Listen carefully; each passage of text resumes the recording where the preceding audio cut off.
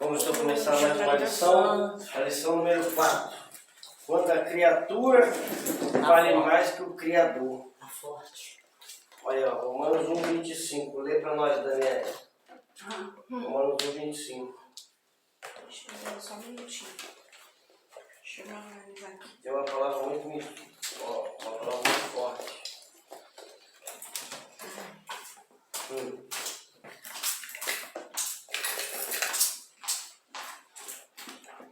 Verso 3. Desejos da carne. Da carne. Já pode ler? Falso cristianismo.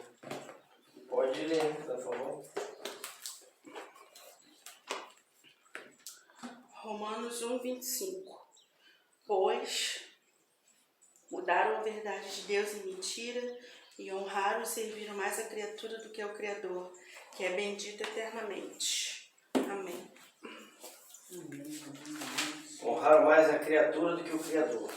Vamos lá. Olha aqui.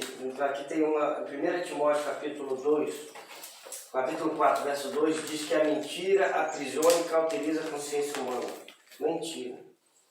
Isso é o quê? 1 Timóteo 4? 4, 2, tá aqui, ó, na leitura diária. Depois vocês leem.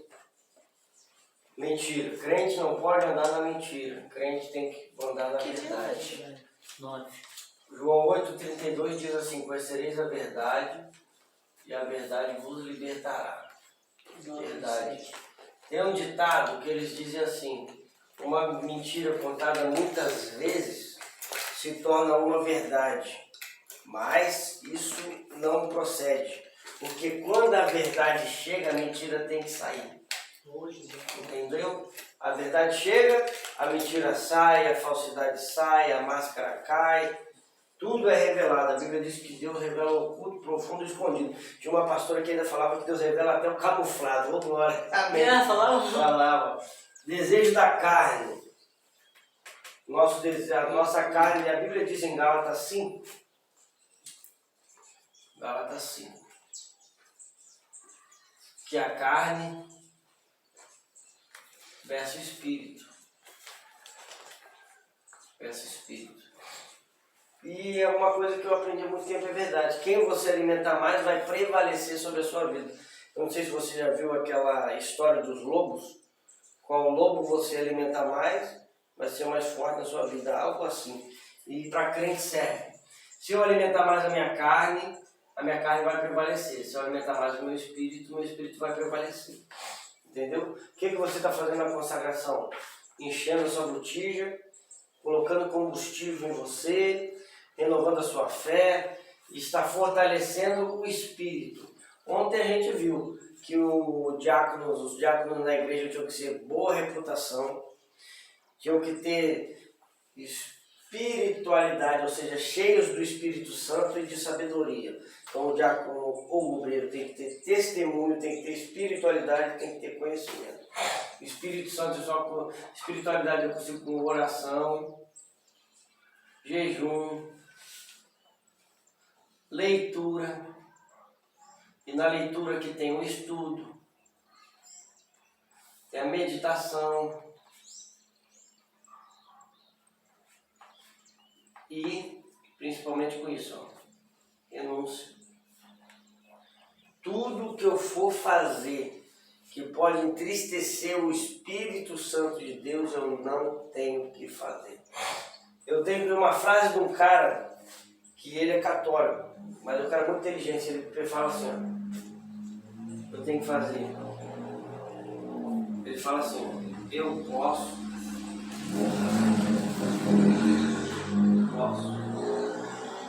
eu quero,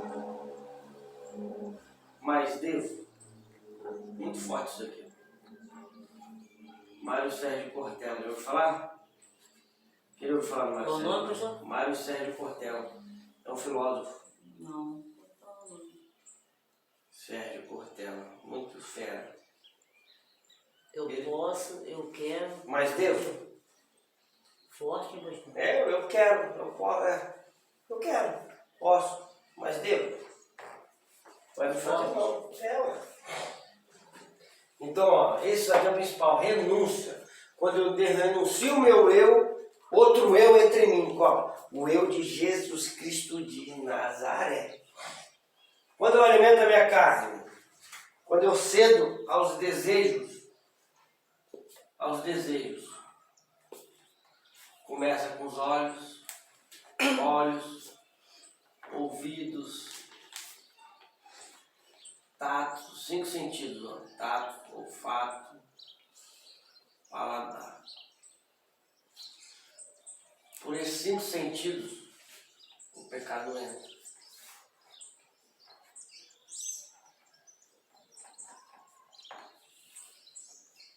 Eu tenho que aprender a me blindar. Nas minhas orações eu sempre peço isso. Ó, Senhor, blindar minha mente, blinda minha meus mente. olhos, Não.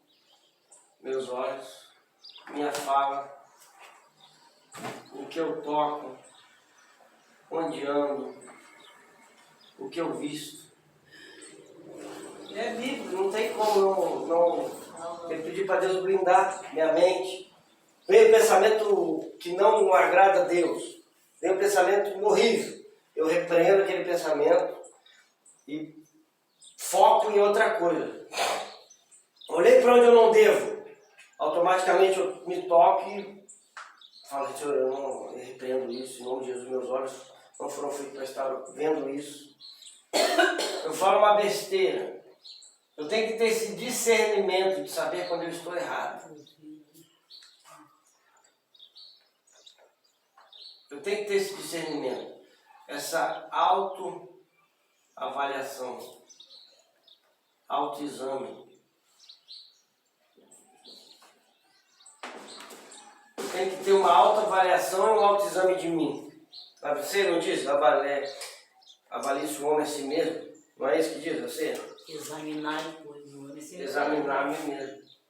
Aqui, ó. Autoexame, eu tenho que ter. Eu não sou perfeito, eu peco. Mas eu procuro pecar o menos possível. E tem coisas que o crente tem, que o crente não pode estar fazendo. Por quê? Porque a Bíblia diz que nós somos rodeados. Nuvem de testemunha.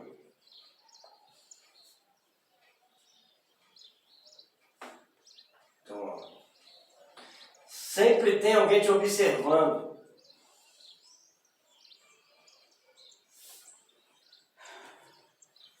Alguém te observando.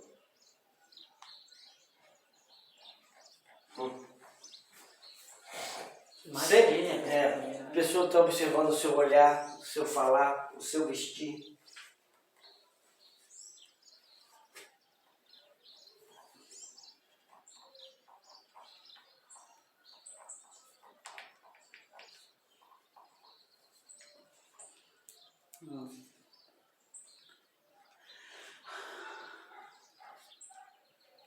Existe o falso cristianismo, um cristianismo mascarado. Existe falso adorador, falsas doutrinas, falsos pastores, falsos mestres. Como é que eu sei que tem falso adorador? Porque Deus procura, não é os falsos. Deus procura os verdadeiros. Se tem os verdadeiros, tem os falsos também. É verdade, é forte isso, né? Eu também nessa passagem, porque Deus é Espírito, e Ele se importa, né, que os verdadeiros adoradores adorem Espírito. Então, se Ele fala que Ele procura os verdadeiros, porque tem os falsos, olha né? aqui, ó, como é que forte. Faz a conexão, olha aqui, ó. O que ele está falando, ó? Espírito e olha aqui, verdade. Tudo faz a conexão. Então, a gente poderia já falar 2 horas aqui só de verdade e de Espírito. Então a gente tem que adorar Deus na verdade, em verdade e no Espírito. Eu tenho que aprender a me blindar usando as armaduras espirituais de Efésios. Capacete, blinda a mente, escudo, te defende dos dardos, espada para você avançar, sandália, não posso andar em qualquer lugar, cinto da verdade. O crente tem que estar na verdade, tem que falar a verdade, entendeu? E couraça o coração. Não posso entregar meu coração para o homem, eu tenho que entregar meu coração para Deus. Forte. Porque quando eu entrego para o homem, eu tenho a grande possibilidade de me decepcionar. Mas quando eu entrego meu coração para Deus, Ele me direciona no caminho da felicidade. Fiz um monte de coisas aqui. Pode apagar? Pode. Vamos começar a aula então. Isso aqui só foi um... Foi uma introduçãozinha. É, só para aquecer o macarrão, como diz a minha avó. Glória a Deus, aleluia. Deus é bom e o diabo não presta. Depois você lê com calma e carinho essa leitura diária, que é muita valia para nós. Leia aí, ó, Romanos 1, do 18 ao 25. Está aqui na sua revistinha, aí, essa revistinha. Leitura bíblica em classe. Romanos 1, do 18 ao 25. Porque do céu se manifesta a ira de Deus. Romanos 1, ó. Romanos 1, 18, 25. Porque do céu se manifesta a ira de Deus sobre toda a impiedade e injustiça dos homens que detêm a verdade e a injustiça. Porquanto, o que Deus se pode conhecer nele se manifesta, porque Deus lhe manifestou. Porque as suas coisas invisíveis desde a criação do mundo, como o seu eterno poder, como a sua divindade, se estendem claramente e se veem pelas coisas que estão criadas, para que eles fiquem inexcusáveis. Porquanto, tendo conhecido Deus, não o glorificaram como Deus, não lhe deram graças, antes em seu discurso se desvaneceram, o seu coração insensato obscureceu, dizendo-se sábios, tornaram-se loucos, e mudaram a glória de Deus incorruptível em semelhança da imagem de homem corruptível, de aves, de quadrúpedes. Calma, calma, acontece. Deixa assim, ó. Deixa assim. Dá um glória aí que vai melhorar. Ô, glória, calma, Canela. Quer uma água? Quer uma água? Ai, Jesus. Calma, Canela. Dá uma água pra ela aí, quer uma água? Parece que tem que estar Não tô muita coisa, não. Calma, Canela. O coração aqui tá Nada. Coração valente. doido, tô sangue. Vou mudar uma vez. Ó, vamos lá. Quadrúpedes de répteis. Pelo que também Deus os entregou às concupiscências do seu coração, a imundícia para desonrar o seu corpo entre si. Meu Deus, desonrar o seu corpo entre si.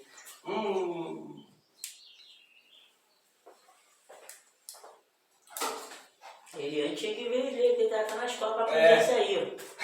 Já falou comigo que Deus entende a nossa necessidade, pessoal. Deus entende. Entende, mas a gente tem que esperar o tempo, né? Todo pecado tem Tá consequência. doido? Desonrar o seu corpo. Entre si, pois mudaram a verdade de Deus em mentira, ó. Mudou a verdade. Eu, hein? A verdade em mentira. Meu Deus. Em mentira.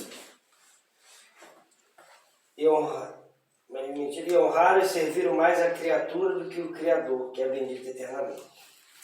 Pastor, mas quando refere-se desonrar no seu corpo, eu estou falando nesse também, né? Da vida promíscua, sexualmente também. Sim. Desonrar o seu corpo também, pastor. Esse negócio também de homossexualismo, né? Está desonrando também a Deus nisso, né? Com certeza. Porque Deus fez o homem ter relação com mulher. Tá essa bagunça aí. Homem com mulher, isso aí também é uma desonra, né, pastor? É uma desonra. O templo é moral do Espírito Santo, né? Tem um pastor que falava que Deus não fez Adão e Ivo, Deus fez Adão e Eva, não é verdade? Mas Deus fez o que? Adão e Eva. Deus criou o homem e a mulher. Sim, então, sim, fez Adão Adão e Eva. Se fosse para ser do mesmo sexo, criaria Adão e Ivo. Adão e Ivo. Eu gostei dela. Aí, ó. Você viu Adão e Ivo? Adão e Ivo, Jesus, Então não vale nada. Olha lá, introdução. Vamos lá, lê para nós, Daniel. Tadinha. Tá comendo toda a mão? Eu leio, professor. Tá, lê então. A soberba e a insensatez do homem ímpio o mantém afastado da verdade de Deus. Com o advento da revolução do pensamento, o ser criado passou a priorizar cada vez mais a criatura em detrimento do Criador. A autoidolatria, o coração perverso e a escolha pelos prazeres da carne colocaram a raça humana em inimizade contra Deus. Está lá em 2 Cartas a Timóteo 3:4. A lição de hoje é um alerta acerca do que ocorre quando Deus deixa de ser a medida de todas as coisas. Está lá em Romanos 1:18. É forte para tudo aqui. Eu tava ouvindo hoje devocional. Meu Deus, é forte. Quando tá lá na parte da videira, né, em João? É 6, né? Viu? Por causa dos prazeres Que fala da carne. da videira. 15, né? É. Que fala da videira, Sim. que não tem um Essa lá videira que fala verdadeira. que sem mim nada podereis fazer. É forte. Aí vem no devocional vai falando, né? A gente pode fazer tudo, mas vai se resumir a nada. Se Deus não tiver no... Aí, ó, soberba. Pelo menos 3 características. Só se desgasta. Então, isso é verdade. 3 características da soberba. Não preciso de Deus de nada, para nada e nem de ninguém. Isso aí é uma das características da pessoa soberba? E nem de ninguém. Meu Deus. Nem de nada. Só papai na causa, né? São características da soberba. Olha aqui. Soberba. Não preciso de Deus para nada, não preciso de ninguém e não preciso de nada. Eu faço, eu sou. Eu faço e eu sou. E a síndrome de Gabriela. Nasci assim, nasci assim, sou assim e vou morrer assim. Quando o camarada tem essas características aqui, ó. Como dizia minha avó, chuta que é macumba. Pode.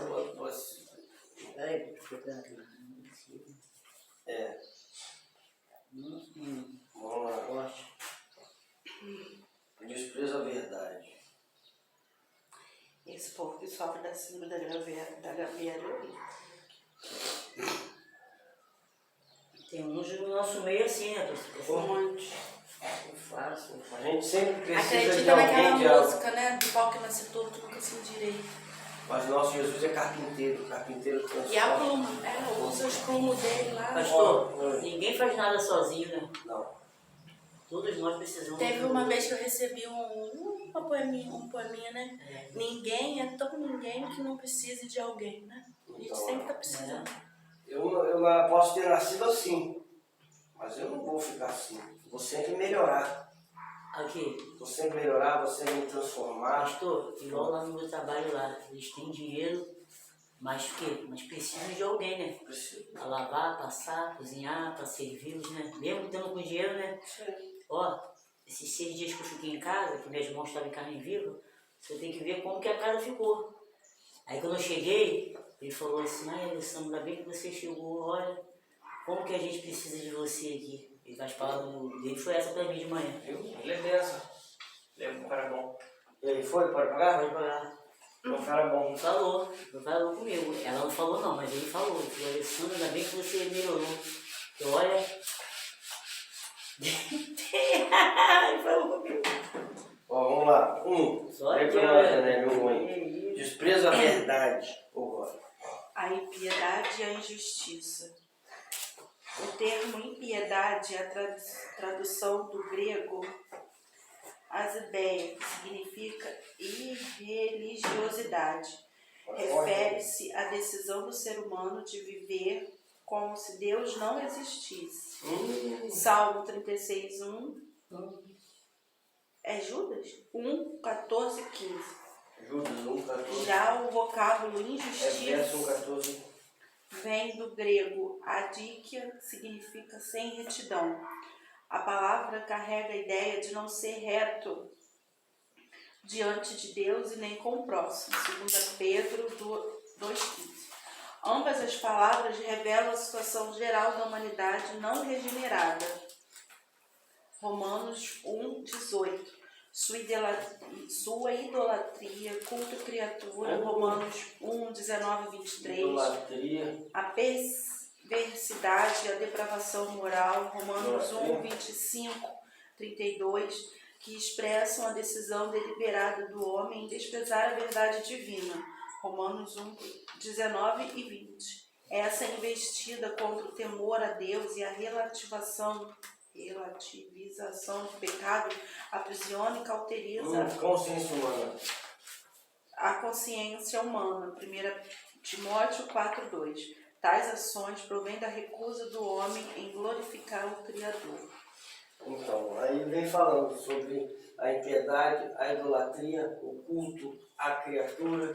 Isso aí cauteriza a mente humana. Aí ele entra naquele estágio soberbo que eu disse para vocês.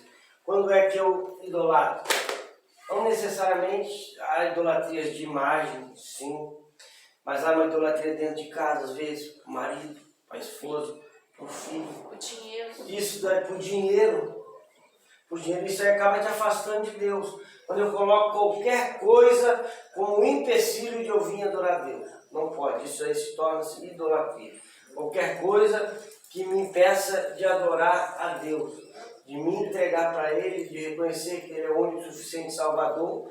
Ó, tem muitas pessoas que estão aqui no estado de irreligiosidade. É tirar Deus do lugar dele, né? Tirar Colocar Deus- o objeto idolatrado no Colocar lugar. qualquer coisa no lugar de Deus é idolatria. Colocar qualquer coisa no lugar de Deus,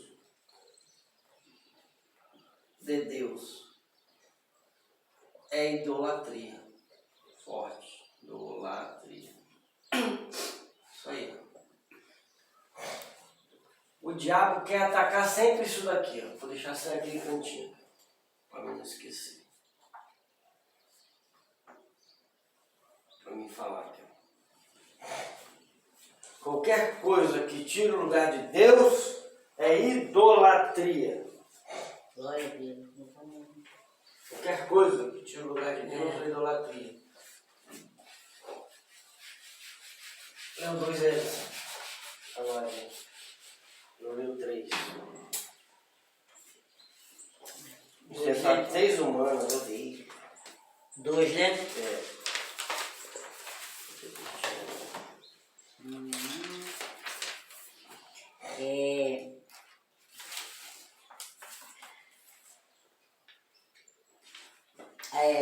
Insensatez humana. Tá aqui com a insensatez humana, né? A insensatez humana. O apóstolo Paulo assegura que a revelação geral de Deus, por meio da natureza, faz com que o ser humano possua o conhecimento sobre o Criador. Romanos 1:19, 20. Por isso, ninguém pode ser indesculpável acerca da realidade divina, nem de seu eterno poder. Romanos 1:20. Não obstante, mesmo em contato diário com essa revelação, o homem iníquo não glorifica a Deus nem lhe rende graças. Romanos 1:21. Em lugar de reconhecer o Criador, o ser criado age como se não fosse criatura e se comporta como se fosse divino. Está lá em Gênesis 3:25. Por causa das especulações pretensiosas de seu coração e de sua autoidolatria, tanto seu raciocínio quanto seu intelecto em relação à verdade tornam-se inúteis. Romanos 1:21. Suas ideologias rejeitam, pervertem e substituem a verdade de Deus pela mentira do homem. Dessa insensatez resulta a idolatria e a perversão moral. Romanos 1:22-25. É forte, hein? Quem define meu padrão de conduta não sou eu, é Deus. De conduta não sou eu, é Deus. Através da quê? Da palavra. Quem define meu padrão de conduta não sou eu, é Deus.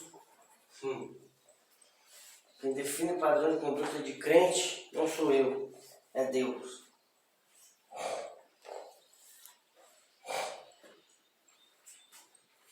Vamos lá. O culto à criatura. A rejeitar a Deus e suas leis, os filhos da ira, Efésios 2:3, são deixados à mercê de seus desejos pecaminosos, entre eles a impureza sexual. Aí, ó. natureza sexual, degradação do seu corpo,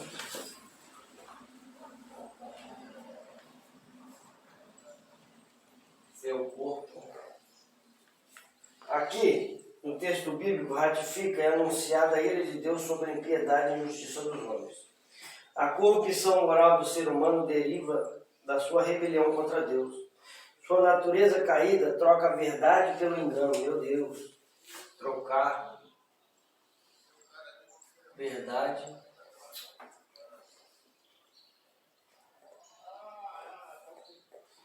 por engano. Verdade por engano. E prefere honrar e servir a criatura em lugar do Criador. Assim, na religião dos seres criados passam a ser cultuados.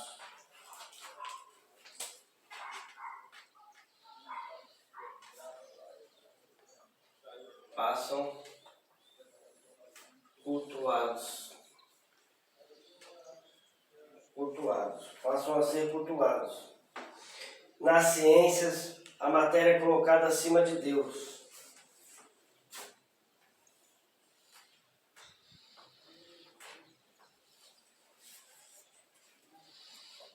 Entre os quais evolucionistas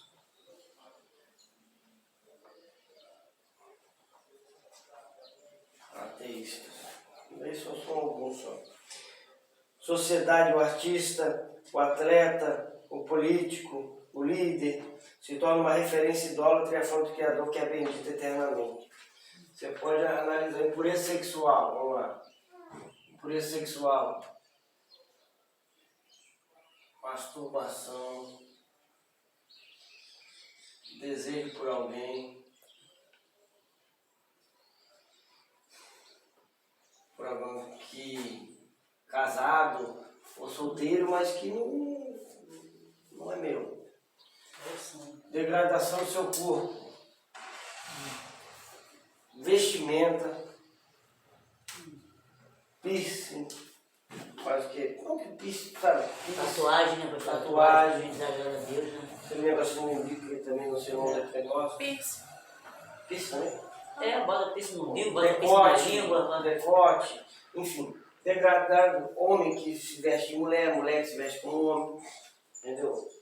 Troca a verdade por engano. Pastor, essas pessoas que trocam seus órgãos genitais também isso é pecado pelo Senhor, né? Com certeza, troca. Essa Tânia aí, a filha da Gretchen, né? Que é mulher e se transformou num homem. Isso aí é a abominação, né, pastor, né? Brava. Seres criados passam a ser cultuados. Nós temos vários exemplos aí. Na igreja nossa co-irmã, que na verdade foi a nossa mãe, na igreja católica, adoram imagens, não digo todos, adoram imagens, entendeu? Oram para Maria interceder, Maria não tem poder de interceder. Saúde. Não intercede. Eu acredito sim que Maria é mãe de Deus, eu acredito. Mas não acredito que ela tem poder para interceder. Entendeu? Ela foi escolhida, agraciada, tem que ser respeitada, mas agora venerada e adorada não. Aí já é diferente. Matéria acima de Deus. Tem pessoas que são evolucionistas, não acreditam em Deus. Tem pessoas que são ateístas, não acreditam em Deus. Aqui tem outras religiões, são muitas religiões. Tem uma chamada hinduísmo, que é a terceira maior religião do mundo.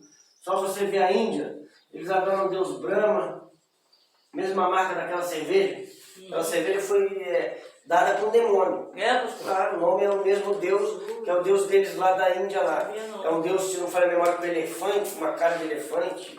É alguma coisa assim. Lá são mais de 1000 deuses, pseudo-deuses. Na Índia? Na Índia. É a terceira maior religião do mundo. Tem aquele rio Ganges que eles acham que é sagrado.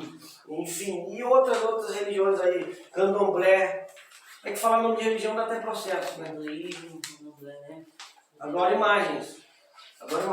Nós não adoramos imagens. Nós respeitamos a religião deles. Só não participamos do culto que eles dão. Eu sou assim. Entendeu? Eu não tenho problema nenhum. Eu tenho amigo que é candomblecista, não sei se o nome correto é esse.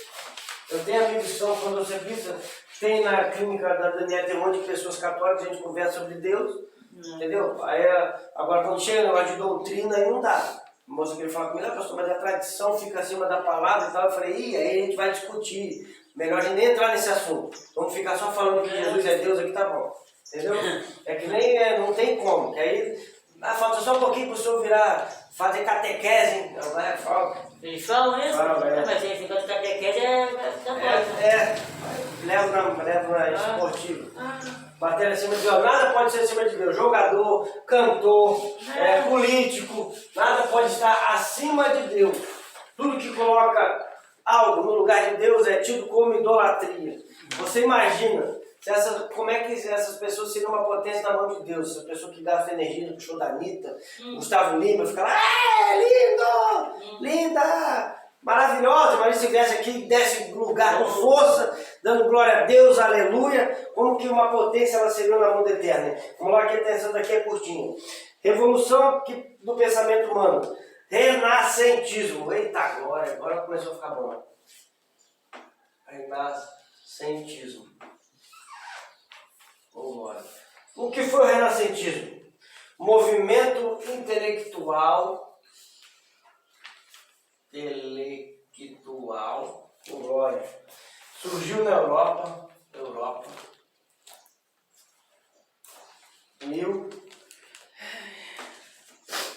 século 14 e 15.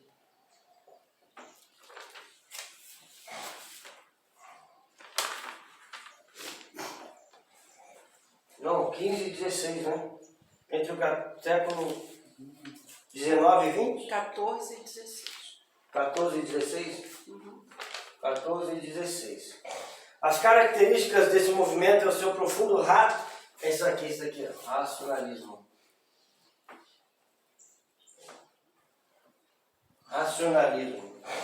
O renascentistas recusavam acreditar em qualquer coisa que não pudesse ser comprovada racionalmente. Ou seja, eles tinham que ter uma explicação para tudo. Durante esse período, que coincide com o início da Idade Moderna, os historiadores marcam... Aqui não tem o nome do camarada, não. Não tem o nome do camarada, não. Início da Idade Moderna, que os historiadores marcaram a partir da tomada dos otomanos pelos turcos. Revolução Francesa foi em 1789. A visão teocêntrica, fala um pouco da Revolução Francesa. A visão teocêntrica, em que Deus era a medida de todas as coisas, foi mudada por uma concepção antropocêntrica. O que é a visão antropocêntrica? O homem no centro de tudo. Em que o homem se tornava a única medida das coisas. No lugar de ver o mundo a partir das lentes do Criador, o homem passou a enxergá-los a partir das lentes da criatura. O processo de secularização da cultura, quando a vida social passou a ceder o espaço para o racionalismo e o ceticismo. Nesse sentido, a revolução científica e literária que se deu a partir do renascentismo contribuiu para o surgimento do humanismo. Então, o renascentismo principalmente foi na França. 1789 foi a Revolução Francesa. Liberdade, liberdade, o símbolo dele, não. O mais pobre lutaram contra os mais ricos porque não aceitaram que os mais ricos estavam os oprimindo. Pegaram a rainha e o rei, mataram os dois, Maria Antonieta e o rei Dom João, se não me falha a memória. Depois você vê igualdade e fraternidade. Surgiu movimentos com filósofos muito fortes. Entre Comte, estou dando Augusto Comte, um camarada chamado Descartes também era muito fera. Descartes, esqueci qual foi a frase de Descartes, mas também estava lá nessa banda aí. Eu sei que uma frase que tem na bandeira do Brasil veio do iluminismo.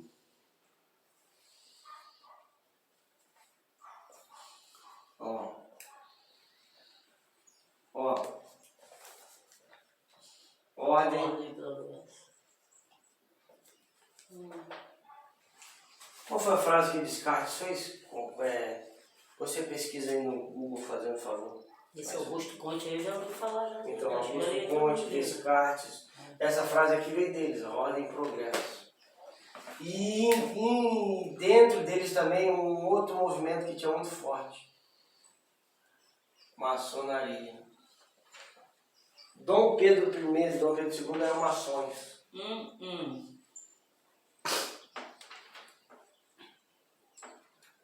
Maçom. Entendeu? Descartes. Ah, já lembrei a frase já. Descartes tem uma frase assim, ó. Penso, logo existe. Aham.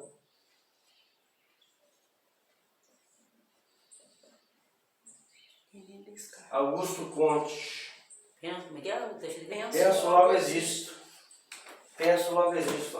Ó. Ordem e progresso. 1789, aí tem a revolta da Bastilha. Eles mataram a Dona Joaquina e o rei Dom João. Arrancaram a cabeça dele na guilhotina. Meu Deus, guilhotina era osso, né? Um homem também surgiu na França, chamado Napoleão. Bom, Napoleão. Não é toda a história. Eu gosto. Então, Não gosto não. o que significa filosofia? Amor à sabedoria, amante da sabedoria. Vamos lá, deixa eu ver aqui, ó. Renascentismo, movimento intelectual na Europa do século XIV ao século XVI. Racionalismo, ou seja, tudo tinha que ter uma explicação lógica. Lógica. Principalmente na França ele surgiu. 1789 foi a Revolução Francesa. Ó, francesa. Eles tinham a bandeira deles tem uma coisa branca, azul e vermelha. Essa é a bandeira deles. Liberdade, igualdade e fraternidade. Veio junto, esse renascentismo veio junto com alguns movimentos, o iluminismo e o positivismo. Na nossa bandeira do Brasil tem algo do positivismo, que é ordem e progresso. E aqui tem alguns filósofos, entre eles Augusto Conte e Descartes. Penso, logo existe. Entre muitos outros que eu não lembro de cabeça. Então, para você ter uma ideia de que quanto você mais cava, mais você vê que você não sabe nada. Você sempre tem que estar cavando. Isso é muito bom, você saber. Quando você estiver pregando, você pode falar, nós, tudo que leva, tudo que é colocado no lugar de Deus, que toma o lugar do eterno, é tido como idolatria. Tem pessoas que acreditam que tudo tem que ter uma explicação. Isso me remete ao tempo do renascentismo, que foi do século XIV ao século XVI. É bem verdade que há muito tempo houve uma revolução na França. E lá na França surgiu alguns filósofos, tais como Descartes, tais como Augusto Conte, que falaram a respeito não digo nem França, Europa, né? Vou melhorar isso daqui, Europa. Na Europa surgiu alguns como Augusto Conte, Augusto Descartes. Descartes tem uma frase muito bonita que diz que penso, logo existo. E mesmo que a frase dele não tenha a intenção de trazer nada para o âmbito religioso, mas penso que mesmo ele não querendo, ele acabou sendo iluminado. Porque é bem verdade que eu penso, logo existo. Porque quando eu penso em Deus, eu começo a existir aqui na Terra. Quando eu penso, raciocínio e entendo que Deus é na minha vida, Deus começa a traçar um plano e um projeto na minha história, enfim. Aí você vai vendo o que Deus vai dando. Europa. Então muitos filósofos surgiram na Europa. Karl Marx, Europa. Weber, Europa. Muitos filósofos surgiram na Europa. Muitos filósofos surgiram na Europa. Outro movimento, que ó, já foi mais na Itália.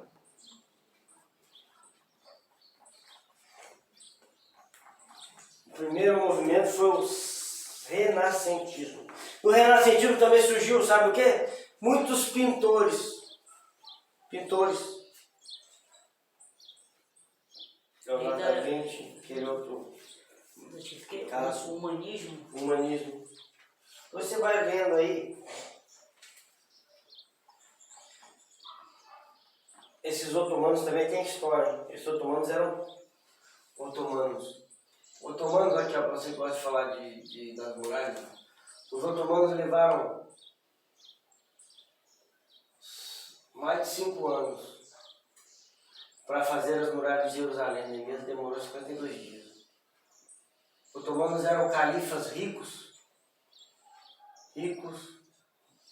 demoraram 5 anos. Neemias, com um monte de camarada que não sabia quase nada de obra, demorou 52 dias. Entendeu? Para reconstruir a muralha de Jerusalém. Humanismo. A Itália, que já é Itália, já, terra da pizza, ou glória. Tem aquele rio Veneza, né? Lago de Veneza, sei lá. Fim do século XV.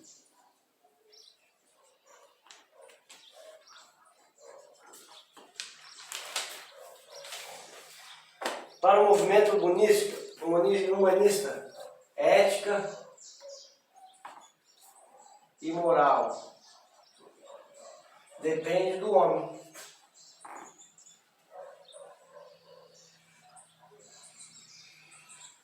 Dependem do homem. Assim, a criatura passou a ser base de todos os valores, não o Criador. Eu determino a minha regra de conduta.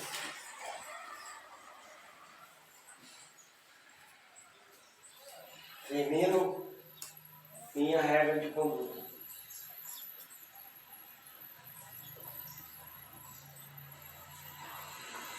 Minha regra de conduta. Os humanistas, aprofundaram seus estudos na história antiga a fim de descobrir livros sagrados. De positivo, destaca-se a valorização dos direitos do indivíduo. Porém, essa não é uma bandeira própria do humanista. A Bíblia possui um arcabouço de concepções de liberdade e igualdade que antecedem muitos direitos dos tempos modernos. Destaca-se ainda que a Bíblia Sagrada destaca a igualdade entre raça, classe social e de gênero. Então eles vieram com um papo furado dizendo que eles que fizeram as leis individuais do homem, os direitos do homem, mas foi Deus que fez isso muito antes e deixou registrado na Bíblia Sagrada. Iluminismo pós-moderno, leia para nós aí, Alessandro, leia. Acabou. Iluminismo e pós-modernismo. O iluminismo surgiu na Europa entre os séculos 17 e 18. Seus adeptos rejeitavam a tradição, buscavam respostas na razão, entendiam que o homem era o senhor do seu próprio destino e que a igreja era uma instituição indispensável. Já a pós-modernidade, ou modernidade líquida, surge a partir da metade do século XX. Sociólogos observam que a sociedade deixou de ser sólida e passou a ser líquida. Isso quer dizer que os valores que eram absolutos tornaram-se relativos. Nesse aspecto, a coletividade foi substituída pelo egocentrismo, em que os relacionamentos se tornaram superficiais. Nesse contexto, os dois grandes imperativos que marcam esse movimento foram o hedonismo e o narcisismo. Na busca do bem-estar humano, tudo se torna válido, tais como o uso das pessoas, o abuso do corpo, a depravação e o consumismo desenfreado. Aí, ó. Homem, senhor do seu destino. Eu não sou o senhor do meu destino. O senhor do meu destino é Jesus de Nazaré. E a igreja indispensável, esse mal a gente está até hoje. Porque tem muito crente que está fazendo culto no lar.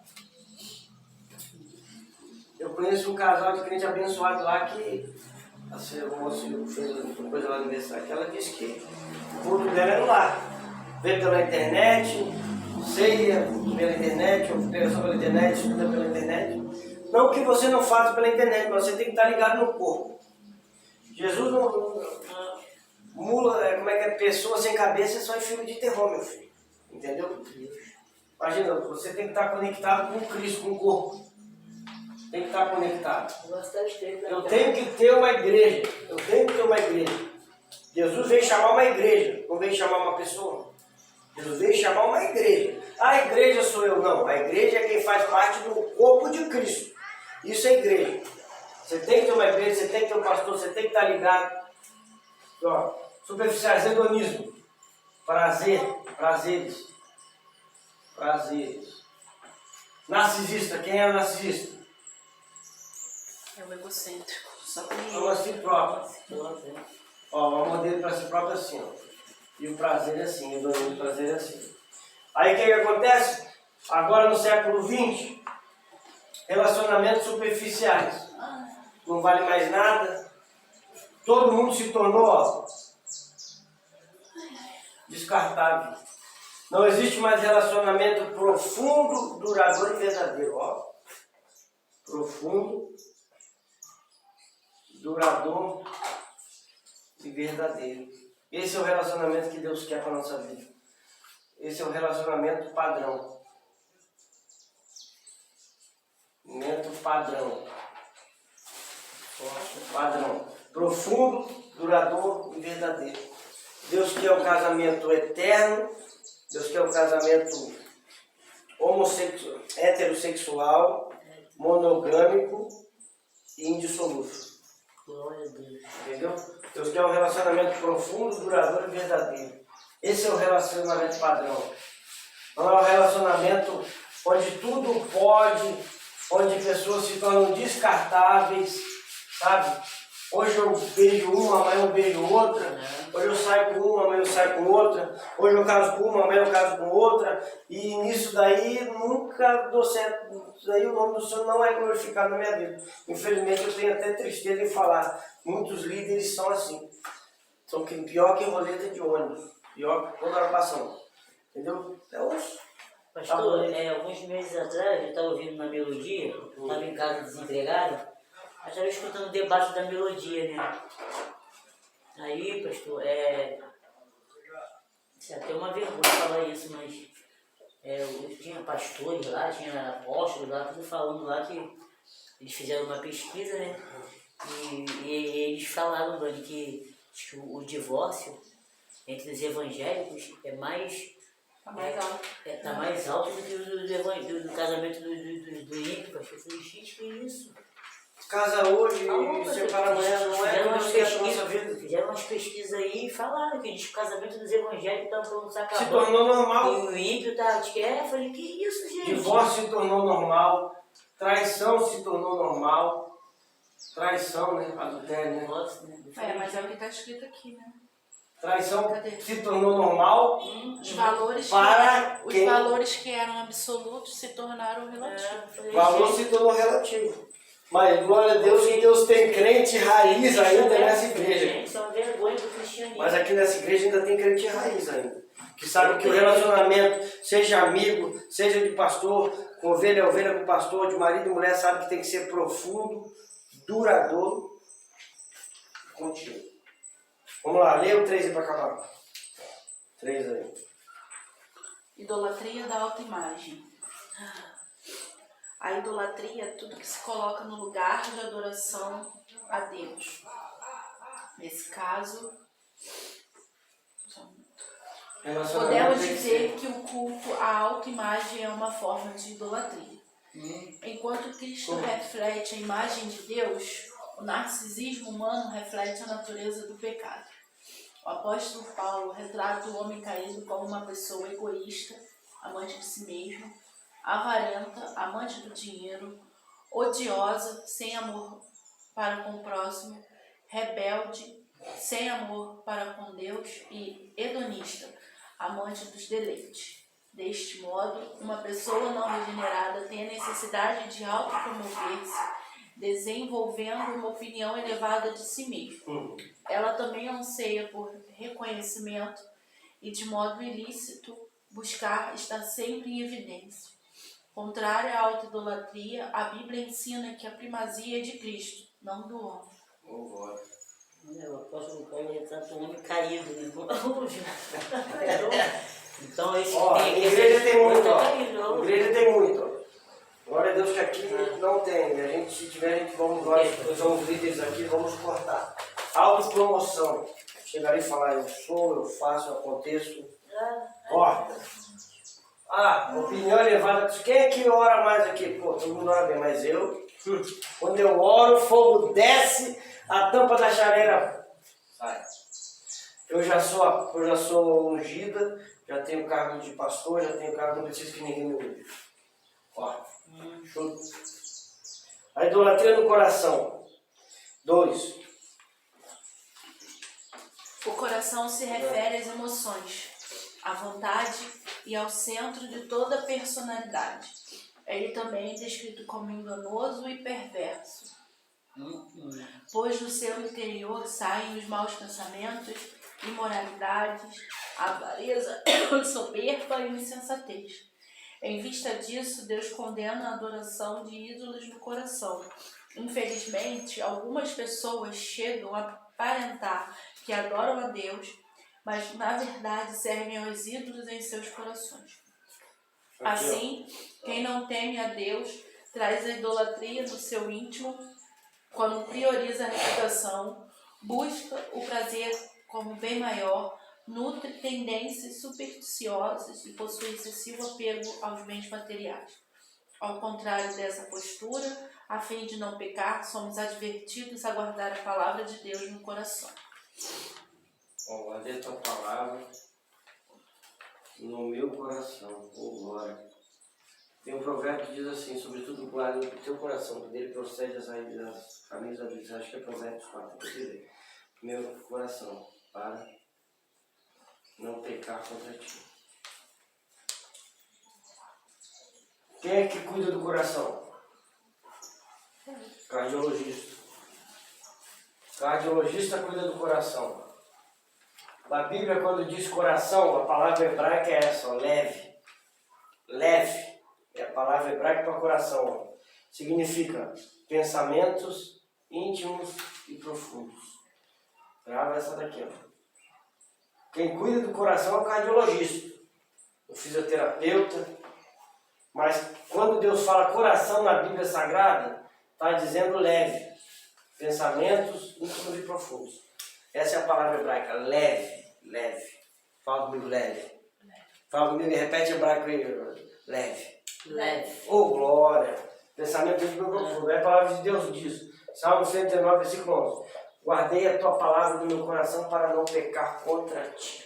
Guardei a tua palavra onde? Coração é? Leve. Leve é? Pensamento íntimo e profundo. Ou seja, o mistério do reino de Deus sempre esteve aqui. Ó. Sempre esteve aqui. Oh, glória. Vamos lá, termina aí, Dona agora. Fala aí. A idolatria sexual. A falha no controle dos impulsos sexuais está associada à sensualidade, imoralidade, Eu falou ontem na nossa reunião. libertinagem e a concupiscência da carne caracteriza quem é dominado pelo pecado sexual. Não se trata apenas da prática do ato moral, mas da busca intencional e compulsiva pelo prazer ilícito sexual. O meu desejo. É o altar da idolatria sexual edificado no coração. Então, a adoração a Deus é trocada pelo culto ao corpo, a fim de satisfazer o ídolo da perversão, da lascívia por meio dos pecados. A orientação bíblica para escapar desse mal é a seguinte: vivam no Espírito e vocês jamais satisfarão os desejos da carne. Então, ele está falando sobre tudo que a gente falou ontem, sobre nossa conduta pode influenciar a vida de outras pessoas. Tem pessoa aí que, infelizmente, o que está nela é necessário um encontro verdadeiro com Cristo, porque são pessoas que anos e anos andam no Evangelho e não conseguem se libertar desse problema de espírito de sensualidade. Gosta que as pessoas olhem para ela ou para ele, fazem questão que as pessoas fiquem desejando ou desejando. Essas pessoas, na verdade, precisam de uma conversão verdadeira, genuína. Elas precisam realmente transformar a sua consciência e a sua mente. Além de querer, é necessário que eu venha permitir que a palavra de Deus entre na minha vida e transforme a minha mente. O segredo do reino de Deus é aqui, ó. Transformação da minha mente. Só assim eu posso dar o culto racional. Por isso que na nossa igreja a gente tem primazia sobre a palavra.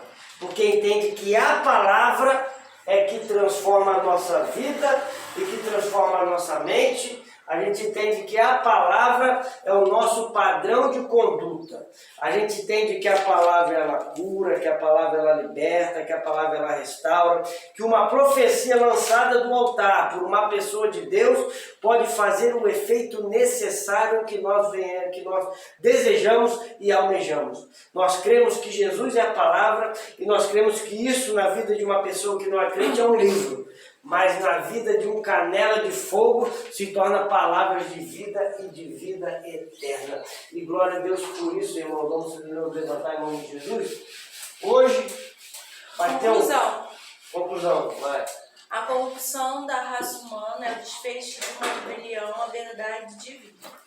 A impiedade e a ausência de retidão resultaram em teorias de autossuficiência, em que a criatura se ergue acima do seu Criador. Ao se colocar como medida única de todas as coisas, o homem eleva seu interesse acima da vontade divina. As consequências são autoidolatria, depravação moral, decadência social e espiritual. Não obstante, a Escritura alerta que a ira divina permanece sobre os que estão desobedientes à verdade divina. Então, eu vou responder aqui, revisando o conteúdo, eu tenho as respostas que eu vou dar para vocês. Explica a palavra impiedade e injustiça de acordo com a lição. O termo impiedade vem do grego acedeia, que significa irreligiosidade. Ela refere-se à decisão do ser humano de viver como se Deus não existisse. Já o vocábulo injustiça vem do grego adikia, que significa sem retidão. A palavra carrega a ideia de não ser reto diante de Deus e diante do seu próximo. O que acontece com as pessoas que rejeitaram a Deus e suas leis? Ao rejeitar a Deus e suas leis, os filhos da ira são deixados à mercê de seus desejos pecaminosos, dentre eles impureza sexual e degradação do próprio corpo.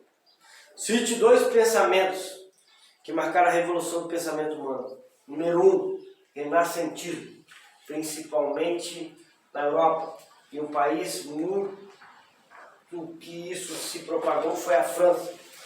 Cite 2 filósofos, Descartes e Augusto Comte, que foi o pai do positivismo, enfim, e o humanismo que veio na Itália. Quais são as características de quem não teme a Deus? Idolatria no seu íntimo, prioriza sua reputação pessoal, busca o seu prazer, nutre tendências supersticiosas, possui apego a bens materiais, apego a bem material. Qual é a orientação bíblica para escapar da idolatria sexual? Vivam no Espírito e jamais satisfarão o desejo da carne. Entendeu? Amém? A próxima é que vai ser forte, ó. Degradação da vida no ventre materno.